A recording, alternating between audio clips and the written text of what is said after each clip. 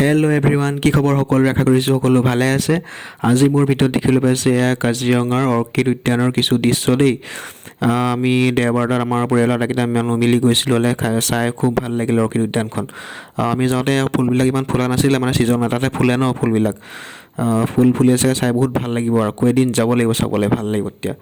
বাকী অৰ্কিড উদ্যানত বহুত মানে নজনা কথা জানিব পাৰি, তাত গাইডবিলাকে ধুনীয়াকৈ বুজাই দিয়ে কোনটো অৰ্কিড কি হয়, নাম কি, এনেকৈ ধৰণৰ। আৰু তাত আপোনাৰ সাংস্কৃতিক অনুষ্ঠান হয়, আপোনাৰ থলুৱা খাদ্য পায় আৰু পুৰণি যুগৰ বহুতো ঢেৰ আছে মানে, আৰু আপোনাৰ চাবলগীয়া বস্তু ঢেৰ আৰু মানে আপোনাৰ পুৰণি ৰজা দিনৰ ব্যৱহাৰ কৰা বস্তুও আছে।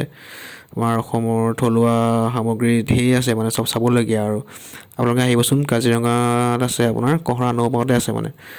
তাত ধুনীয়া আৰু মানে ভাল এটা পৰিৱেশ, শান্ত পৰিৱেশ, চাই ভাল লাগে।